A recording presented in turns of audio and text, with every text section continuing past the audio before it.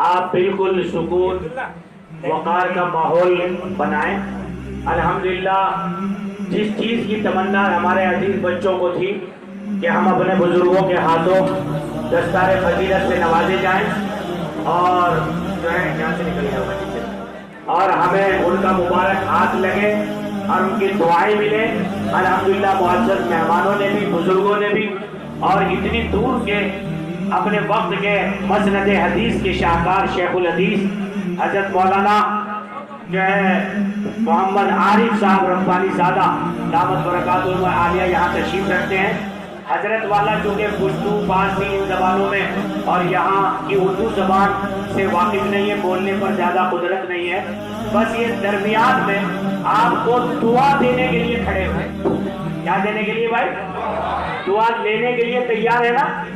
देखो आपने कोई तो नेकी करी होगी, दुआ करने की दरखास्त करना ये बहुत बड़ी बात नहीं है। सामने वाला खुश होकर खुद दुआ दे, ये बहुत बड़ी बात है और ये इतनी बड़ी अजीम नेमत है। मैंने जैसे अभी कहा, मेरा इतना बड़ा हादसे के बाद हुआ और मैं अल्हम्दुलिल्लाह आपके दरमियान में मौजूद हूँ। हिंदू यूँ कह रहे थे हाथ जोड़ जोड़, गुरुजी तुम क्या करते हो? तो मैंने उसके लिए एक शेर कहा, मैं जब भी डूबता हूँ समंदर उछाल देता है, मैं जब भी डूबता हूँ समंदर उछाल देता है, दूर बैठा मुझे कोई दुआ देता है, दूर बैठा मुझे कोई दुआ देता है। इसलिए भाई किसी की दुआ लेना ये बड़े कमाल की बात है। हजरत वाला 2 मिनट मुख्तसर आपको दुआ देंगे अपनी जबान में, आपको समझ में आए जब भी वो दुआ है, ना समझ में आए जब भी दुआ है, जिससे मांगी जा रही है उसे सब समझ में आ रही है, वो सब जानता है मेरा बंदा किस जबान में क्या कह रहा है, क्या मुतालबा है। इसलिए हजरत वाला आपके रूबरू हैं ताकि ये रूहानी रिश्ता अफगानिस्तान और हिंदुस्तान का मजबूत हो जाए। इसलिए हजरत वाला की दुआ दरमियान में रखी गई ताकि आपकी रूहानियत का रिश्ता हो।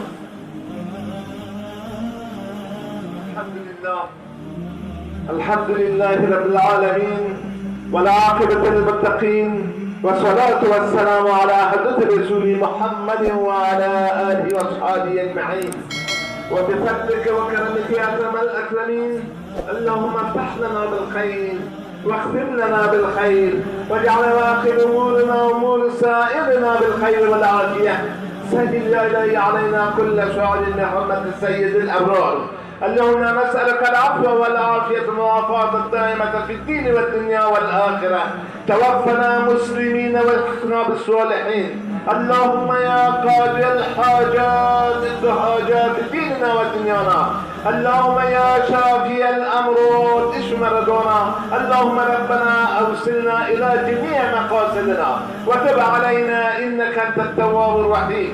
اللهم ربنا آتنا في الدنيا حسنة وفي الآخرة حسنة وقنا عذاب النار وادخلنا الجنة مع الأبرار يا عزيز يا غفار يا رب العالمين. وصلى الله تعالى على خير خلق محمد وعلى آله وأصحابه أجمعين.